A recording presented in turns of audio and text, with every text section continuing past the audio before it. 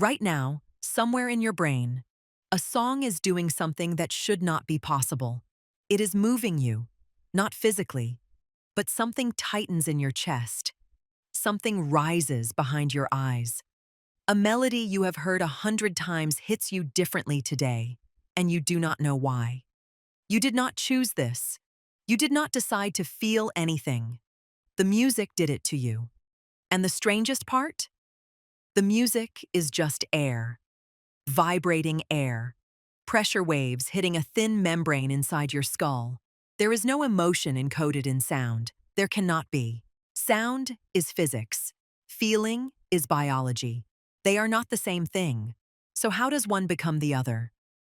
The answer reaches back much further than music itself. Further than language. Further than fire and tools, and the first drawings scratched into stone. The answer lives in a part of your brain so ancient it existed before your species did. And once you understand it, you will never hear a song the same way again. Start here. Your brain is not a single thing. It is layers. Structures built on top of older structures. The way a city builds new roads over ancient paths. The outermost layer, the cortex, handles language, logic, planning. That is the new part. Underneath it lives something older. The limbic system. That is where your emotions live. And underneath that, older still, is a cluster of structures that regulate survival. Heartbeat, breathing, the fight or flight alarm. These regions do not think. They react. Here is the critical fact. Music bypasses the thinking brain almost entirely.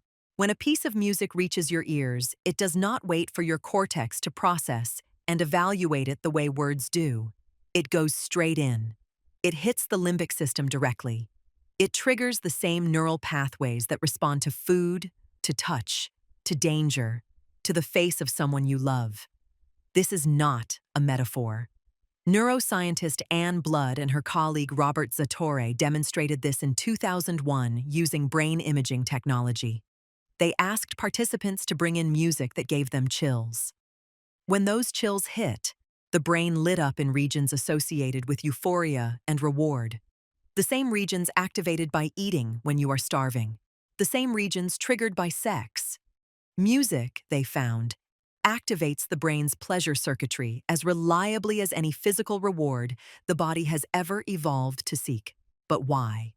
Why would the brain wire pleasure to something as abstract as organized sound? This is where the story gets strange, and it requires you to think about your ancestors not as people, but as animals. Social animals.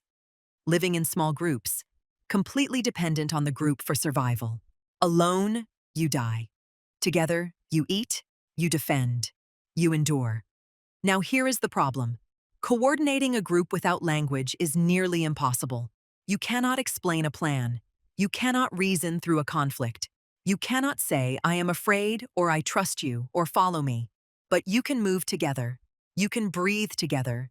You can make sound together. This is what musicologist Stephen Mithen argues in his work on the evolutionary origins of music. Before language, our ancestors communicated emotion and social information through vocal calls, rhythm, pitch, melody. Infants do this now before they ever learn a word. They respond to tone of voice before they understand speech, the rising pitch that signals warmth, the low, flat tone that signals threat. These are not learned. They are ancient. Your nervous system recognizes them the same way it recognizes a face. Group singing and rhythmic movement, chanting around a fire, drumming a synchronized beat. These behaviors appear in every human culture ever documented.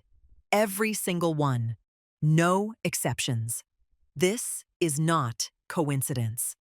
Psychologist Robin Dunbar at Oxford has studied social bonding for decades, and his research suggests that group music making releases endorphins in the brain the same way laughter and physical touch do. It binds people together. It creates trust without a single word. Think about what this means for your ancestors. The group that could synchronize, that could feel the same emotion at the same moment. that could move as one body with one rhythm, that group had a survival advantage. They were harder to break apart. They could coordinate a hunt. They could intimidate a rival tribe with drumming and chanting before a single blow was thrown. Music was not entertainment. It was social technology. It was the earliest form of we. And your brain still carries that wiring. When you hear a beat that locks you in, your body wants to move with it. Not because you decided to, because entrainment happens automatically. Your motor cortex synchronizes to external rhythms. Musicians and non-musicians alike show this. Your foot taps. Your head nods. You did not choose that. Your ancient brain chose it. Because moving in time with something external once meant moving in time with other people. Now here is the counterintuitive part. Music does not just trigger pleasure. It also triggers something that looks, neurologically, a lot like pain. The minor key, the unresolved chord, the melody that climbs and never arrives. These produce a measurable stress response in the brain. Cortisol rises, tension builds. And yet, you do not stop listening. You lean in. You want more. Why would the brain find sadness pleasurable? Researcher David Huron at Ohio State University has spent years investigating this question, and his answer involves something he calls sweet anticipation. Music, he argues, is a prediction machine. Your brain is constantly modeling what comes next. It builds expectations from pattern. And when music violates those expectations in just the right way, the brain experiences a dual response, a small jolt of surprise, a large release of relief when the pattern eventually resolves. The chill down your spine when a chorus hits. That is your brain's prediction system being simultaneously surprised and vindicated. Your cortex anticipated something. The music delivered something slightly different, then resolved. The release of that tension produces the physical response you feel. But Huron's research goes further. He found that when you listen to sad music, your brain produces prolactin, a hormone associated with nurturing and social bonding. The same hormone released when a mother comforts a child. Prolactin counters the stress of sadness. It is a chemical embrace. Sad music triggers grief. And then your own brain consoles you for it. You are making yourself feel sad, and then making yourself feel held, all in the space of 3 minutes. This is why you play that song when things fall apart, not to suffer, but because your brain knows the formula. It knows that the emotional release of music, combined with the prolactin response, will leave you feeling less alone than before the song started. Even when you are listening by yourself, even in an empty room, this is the ghost of the ancient circle. The memory your neurons carry of a time when music meant you were not alone, when the rhythm meant the group was still there, when the sound of voices together meant safety. Music tricks your brain into feeling that safety. Right now, in the modern world, in your headphones, in your car with the windows up. The biology does not know the difference between ancient fire and streaming audio. The response is the same. Consider what happens when a film score swells at exactly the right moment. The violins climb, the melody fragments, your breath catches. Did the director manipulate you? Yes. But they did it by hijacking something real.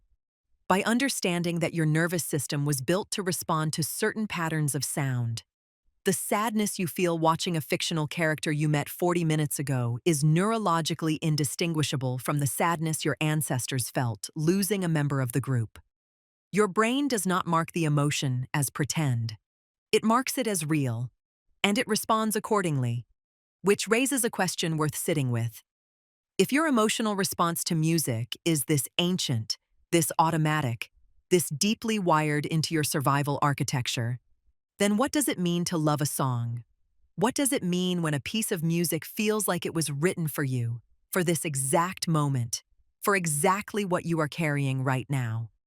It means your brain found a match.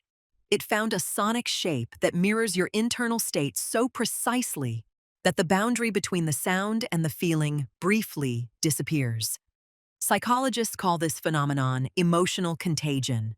The music expresses something. Your nervous system recognizes the expression. And before your thinking brain has a chance to evaluate or interpret, you are already feeling what the music is feeling. This is not passive. This is not something that happens to you. Your brain is doing enormous work. It is matching, predicting, anticipating, releasing, regulating, holding.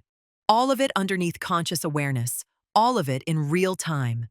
You are not just listening. You are participating in something your species has been doing for hundreds of thousands of years. And the next time a song catches you off guard, the next time something swells in your chest and you do not know why, the next time vibrating air moves you to the edge of tears, remember that this is not weakness. This is not sentimentality. This is the oldest part of you recognizing something true, recognizing the pattern that once meant you were not alone, recognizing the signal that said the group is here, the fire is lit, you are safe.